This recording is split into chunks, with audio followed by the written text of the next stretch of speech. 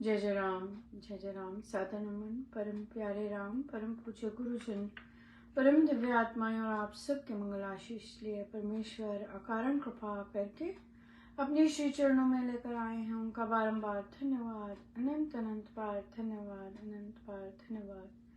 गुरुजनों के अकारण कृपा से वे हमें इस समय मन के रूपांतरण के लिए लेकर आ रहे हैं। उनका बारंबार धन्यवाद, अनंत अनंत बार धन्यवाद, अनंत बार धन्यवाद।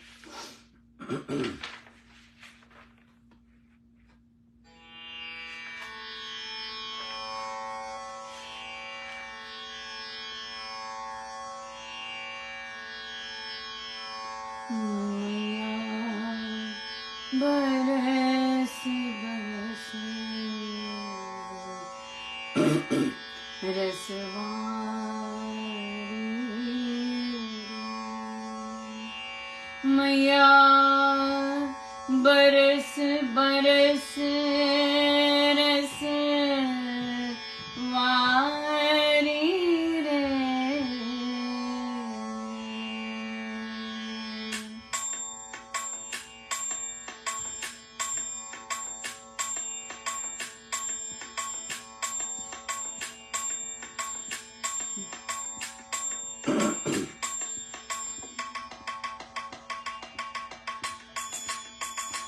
मैया बरस बरस रसवारी रे, मैया बरस बरस रसवारी रे, मैया बरस बरस रसवारी रे, मैया बरस बरस रसवारी रे, मैया बरस बरस रसवारी रे, मैया बरस बरस रसवारी रे।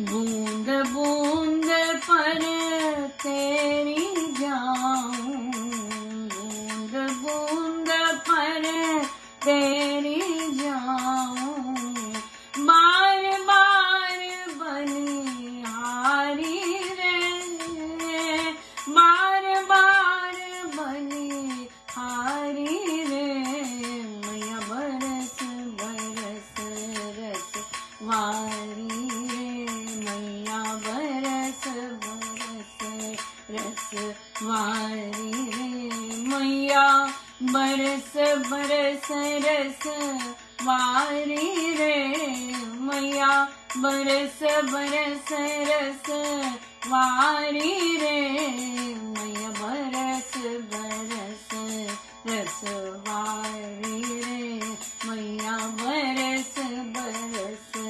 रसवारी रे। नदी सरोवर सागर बरसे, नदी सरोवर सागर बरसे, लागे झरिया भारी, लागे झरिया भारी, मोरे आंगन ऐसी बरसे, मोरे आंगन ऐसी बरसे, बिन कारण कृपा बरसाई रे, बिन कारण कृपा बरसाई रे, मैया बरस बरस रसवारी रे, मैया बरस बरस रसवारी रे, मैया बरस बरस रसवारी रे, मैया बरस बरस रसवारी रे, मैया बरस बरस रसवारी रे, मैया बरस बरस रसवारी रे। तू बरसे मैं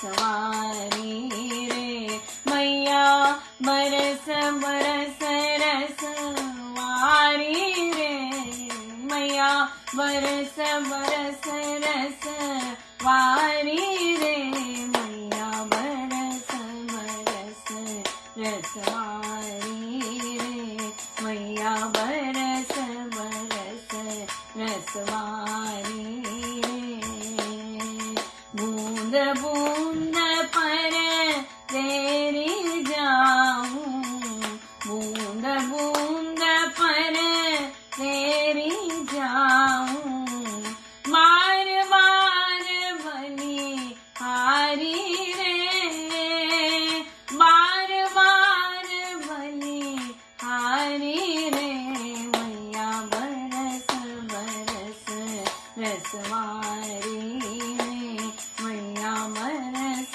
बरस रसवारी रे मैया बरस बरस रसवारी रे मैया बरस बरस रसवारी रे मैया बरस बरस रसवारी रे मैया बरस बरस रसवारी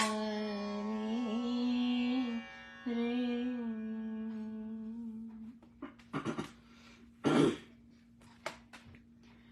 श्री भक्त प्रकाश जी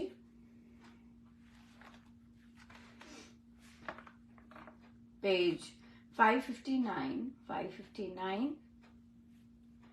तीसरा प्रसंग। हिमालय के एकांत प्रशांत प्रदेश में एक स्वच्छ शिला पर बैठा हुआ एक मुनि हरिभजन में मग्न था। चंद्रभागा उसके पास ही बह रही थी। मंद मंद पवन नदी के उतावले तरंगों को छू कर आती और मुनि के तन को शीतल स्पर्श करके चली जाती थी। कभी कभी बीच में कोई लहर लीला में लचकती हुई आकर मुनि चरणों में लिट जाया करती तो उस समय मुनि के दंड कमंडल आदि उपकरण उसके साथ क्रीड़ा करने लग जाते। ऐसे ऊंचे तरंग भी आते थे जो ना जाने कहां से लाए हुए नाना रंगों के पुष्पों को धोकर उनसे मुनि चरणों का अर्चन कर जाते थे। पर वह मुनि ऐसा वीतराग था और ऐसा संभाव में था कि उसको चंद्रभागा के पवित्र परिवार के पूजन अर्चन का कुछ नहीं पता था। जब मुनि ने अपने निर्मल नेत्र खोल कर देखा तो उसको अपने समीप एक सज्जन बैठा हुआ दिख पड़ा। उस सज्जन ने नमस्कार पूर्वक विनय की, मुने कोई ऐसी विधि बताइए जिससे मुझे इस सार रहित संसार से वैराग्य हो जाए। मुनि ने अपनी कृपा सूचक कोमल कर से छूकर उसको कहा, स्वाम्य संसार तो हरि लीला है, राम की रसमयी रास है और कर्म योगियों की क्रीड़ा स्थली है। इससे परम वैराग्य यही है कि इसको हरि का माना जाए। विवेकवान भक्त संसार को भगवान की विभूतियों का भव्य भवन समझकर इसमें भले ही भ्रमण करे, परंतु अपने मन में इसके मोह ममत्व की गांठ न बंधने दे। भगवत भक्त सारे कर्म करे और बड़ी तत्परता से करे, परंतु सकामता तथा कर्तापन के अहंकार की अंतःकरण में घुंडी ना पड़ने दे। कर्म क्षेत्र में विचरता हुआ विवेकी जन राग द्वेष की ग्रंथियों से सदा बचा रहे। ऐसा मनुष्य सदा वैरागवान समझा गया है। भद्र, जब किसी भाग्यवान मनुष्य को राम से अनुराग हो जाए, उसकी लगन लग जाए और उसमें अपने आत्मा का सच्चा प्रेम जग जाए, तब वह पूरा वैरागी हो जाता है। उसको संसार के पदार्थों के उपभोगों का राग यत्किंचित भी नहीं हुआ करता। अध्यात्म पथ पर चलता हुआ वे सारे सांसारिक सुखों को स्वर्ग सुख सहित एक तुच्छ तृण्य तुल्य गिना करता है। उसको कोई भी प्रलोभन फंसा नहीं सकता। इसी वैराग्य से मनुष्य में कुकर्मों से विरक्ति और पापों से उपरति उत्पन्न होती है। बहुत ही सुंदर, बहुत ही सुंदर। है। वैराग्य कब होता है? अगर किसी को राम से अनुराग हो जाए और उसकी लगन लग जाए और उसमें अपने आत्मा का सच्चा प्रेम जग जाए, तब वह पूरा वैरागी होता है। और फिर उसे कोई भी प्रलोभन भटका नहीं सकता, कोई भी प्रलोभन इधर उधर नहीं कर सकता। बहुत ही सुंदर, बहुत कृपा है, बहुत ज्यादा कृपा। बहुत ही सुंदर दिन रहा। आज मंगलवार है, हमारे आपके कल था, और बहुत सुंदर, बहुत ही सुंदर, बड़ी कृपा रही प्रभु की मंगलवार की। और बहुत आज तो बहुत बहुत साधक जाप पर भी बैठे आए और बैठे, बहुत सुंदर। और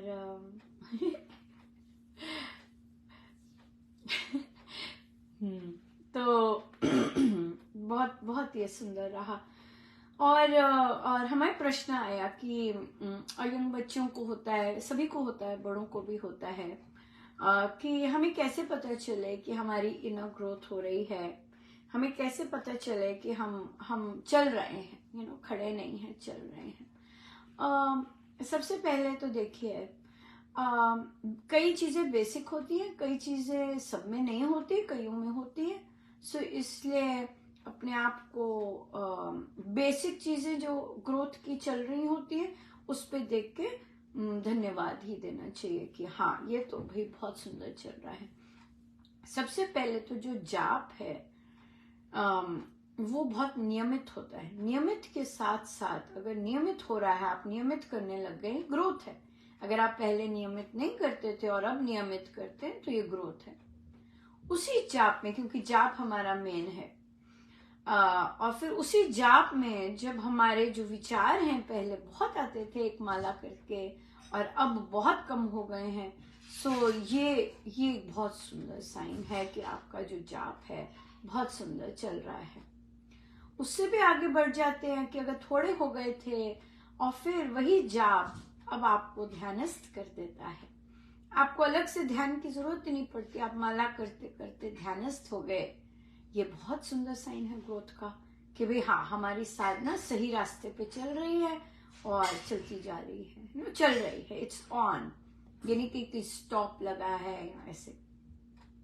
और भी बहुत सुंदर साइंस हैं ग्रोथ के कि जब जाप कर रहे हैं और प्रभु को याद कर रहे हैं और फिर ध्यानस्थ हो गए, तो उस ध्यानस्थ में परमेश्वर का प्रेम उमड़ता है, धन्यवाद उमड़ता है, प्रेम उमड़ता है, आंखें नम हो जाती हैं। और दिन में भी कभी भी प्रभु याद आते हैं और धन्यवाद ही निकलता है। बहुत बड़ी बात है ये, दिन में कभी भी प्रभु याद आ जाए, धन्यवाद निकलता है, बिल्कुल धन्यवाद निकलता है। आज मैं इतना सुंदर मुझे सुनने में आया धन्यवाद पे ही। किसी ने कहा कि मेरी ये ऐसी कुछ सोच करके मेरा जीवन बदल गया। उन्होंने कहा कि हम देखिए यहाँ बैठे हुए हैं और लाइट जली हुई है और किसी पागल ने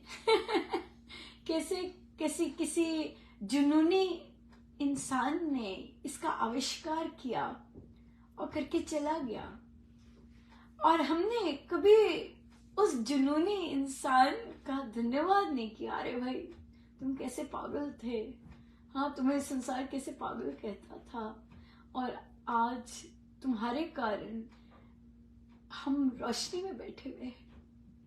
कहते हमने कभी नहीं धन्यवाद किया। कहते हम जहाज में जाते हैं, गाड़ी में जाते हैं, हाँ, हमने कभी उन जो आविष्कार करके, जिसमें प्रभु की शक्ति, वो इतनी अद्भुत शक्ति, जिनको जुनून होता है, उसमें से ही आविष्कार आते हैं। ये सब जुनूनी लोग होते हैं, है ना, जो आविष्कार करते हैं। और हमने कभी, हम दिन भर फोन यूज करते हैं, है ना, और फोन यूज करने वाले, फोन बनाने वाले को कभी धन्यवाद नहीं दिया। और तो कहने का मतलब ये है कि अगर हम हर जगह देखें, सो हमें तो हर एक जगह धन्यवाद करने के कितने मौके मिल जाएंगे और कितने इंसानों को, है ना। लेकिन हम हर एक इंसान तो अब रहे भी नहीं, कितने कितने वर्ष हो गए, शताब्दियां बीत गई उनको गए, लेकिन फिर भी हम उस दाता को तो धन्यवाद कर ही सकते हैं ना, कि जिसके अंदर, कि प्रभु ने सोचा ऐसे और उनके अंदर ऐसी दिव्य शक्ति डाली, उनमें जुनून डाला कि आप इस तरह का आविष्कार करें। और देखिए मानव जगत को हर जगह, आप डॉक्टर्स के पास जाइए, आप दवाइयों को देखिए, आप हर चीज में इतने नए नए आविष्कार हैं कि बस धन्यवाद ही धन्यवाद रह जाते, इतना गजब का। सो जब ऐसे धन्यवाद के भाव बढ़ते हैं और हम अकेले बैठे भी बस धन्यवाद हमें आता है, हाँ, तो कितनी बड़ी ग्रोथ है, बहुत जबरदस्त ग्रोथ है, राइट। सो ये बेसिक चीजें हैं, ये सब में कॉमन चीजें हैं। और फिर कि अगर आपकी साधना चल रही है अपने रास्ते पे और पटरी पर है ना, बहुत सुंदर है। और फिर आगे आगे तो चलता ही जाता है, आपको खुद से ही आनंद। मेन बात है कि साधना सही चले, और अगर हमें गोल लेना है कि अच्छा अब क्या करें, करना तो वही चीज है, लेकिन उसमें हम डिफरेंट चीजों की प्रार्थना कर सकते हैं। जैसे कि आनंद, कि प्रभु आप तो आनंद स्वरूप हो, मैं आपका नाम भी ले रहा हूँ, मैं आपको सुन भी रहा हूँ, हाँ, और संतों को भी उनकी शरण में भी बैठा हूँ, पर प्रभु मुझे अपने उस आनंद से तो स्पर्श कर दो, है ना। ऐसी मीठी मीठी बातें आप प्रभु से कर सकते हैं अपने ध्यान में, ना प्रभु मुझे भी तो पता चले आपका प्यार कैसा होता है, हाँ, मुझे भी स्पर्श दीजिए भगवान अपने प्यार का, अपने प्रेम का, कि आपके साथ प्रेम करने का क्या मतलब होता है, क्या होता है ये प्रेम, मुझ पर भी कृपा कीजिए ना। सो ऐसी प्यारी सी बातें कीजिए, और फिर आप देखेंगे कि जब आपकी साधना बहुत सुंदर चल रही होती है, इसमें प्रभु आते हैं, रस देते हैं, बरसाते हैं, और फिर आपको लगता ही नहीं है कि मुझे कहीं जाना है, कहाँ पहुंचना है, कहाँ तक जाना है, मतलब कितना करना है, ये चीज नहीं आती। मतलब आप हर पल इतना सुंदर और सुखद होता है कि आप उस आनंद में ही होते हैं, है ना। आपको जाने का, रुकने का, ठीक ये है वैसा ऐसे का कुछ नहीं होता। हाँ, अगर परमेश्वर आपसे कोई विशेष काम ले रहे हैं, करने हैं, जो कि संसार में है, उसके लिए फिर बल आता है, कितना हम प्रभु पर डिपेंडेंट होते हैं, कितना ज्यादा। आज एक साधिका जी ने शेयर किया कि अनुपमा, मैं सत्संग रिलेटेड ही कोई कार्य के लिए निकली थी, और फिर क्या हुआ कि मुझे लॉन्ग आवर्स करने थे वो काम, और वहां बाथरूम नहीं था। अब क्या हुआ कि मुझे बहुत तेज आया कि मुझे जाना है, लेकिन काम बीच में था, अगर सारा पैकअप करने में भी जाता तो बहुत तेज था। सब कर वो प्रभु के काम ही रहे थे, कहते। और तो फिर उन्होंने कहा कि प्रभु, मेरी जो देह है वो राम के अधीन है, वो जब प्रेशर बनता हो वो यही बोलते कि परमेश्वर, ये मेरी देह जो है ये राम के अधीन है, Ram is the controller of my body, Ram is the controller of this body. आप यकीन नहीं मानेंगे, वे साधिका जी कहते कि वो जितना प्रेशर था बिल्कुल समाप्त हो गया, एब्सोल्युटली। उसके बाद, इस इंसिडेंट के बाद, वे आधा घंटा और आराम से काम कर पाए, पानी पी पाए, कुछ भी नहीं हुआ उनकी बॉडी को। और फिर जब वो निकले काम करके, और फिर जितना भी समय लग गया, आराम से, और वो हंस रहे थे कि अरे, मुझे इतनी जोर की प्रेशर था, लेकिन उसके बाद में इतना गड़गड़ करके कि पानी भी पी सके। अमेजिंग। और यही बोलते गए कि मेरी जो देह है वो इंद्रियों के वशीभूत नहीं है, मेरी देह मेरे राम के अधीन है, मेरी देह मेरे राम के अधीन है। अमेजिंग। सो ये जो निर्भरता है परमेश्वर पर। और फिर उन साधिका जी ने बोला कि उनको ये उनका संकल्प भी था इस सप्ताह का कि कितने वे राम पर आश्रित होते हैं। और देखिए हम जब बाहर होते हैं जरूरी नहीं हमें अपना संकल्प ऐसे याद हो, लेकिन परमेश्वर वो पूर्ण करते हैं। अमेजिंग। समय हो गया है। बहुत बहुत धन्यवाद गुरुजनों का, अनंत बार धन्यवाद। आइए सीधे हो गए।